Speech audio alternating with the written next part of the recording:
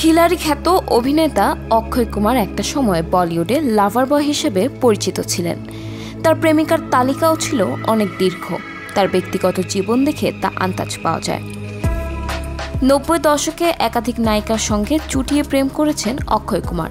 কখনো সে সম্পর্ক গড়িয়েছে বাগদান পর্যন্ত।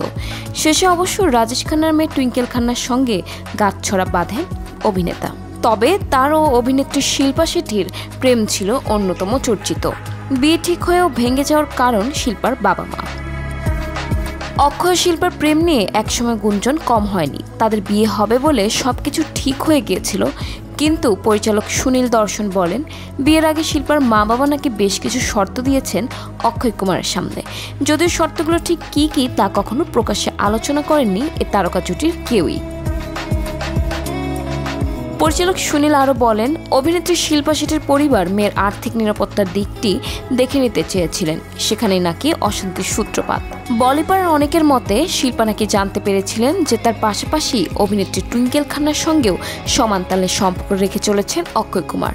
এরপরেই অক্ষয়ের সঙ্গে সম্পর্ক থেকে সরে আসেন অভিনেত্রী। উল্লেখ্য, বর্তমানে অভিনেত্রী টুইঙ্কেল খান্নার সঙ্গে চুটিয়ে সংসার করছেন বলিউডের খিলাড়ি খ্যাত অভিনেতা। বলিউডে তাদের জুটি অন্যতম চর্চিত। অন্যদিকে ব্যবসায়ী রাজ কুন্দ্রাকে বিয়ে করেছেন শিল্পা শেঠি। তাদের নিয়ে একাধিক বিতর্ক তৈরি হলেও চির ধরেনি স্বামী স্ত্রীর সম্পর্কে।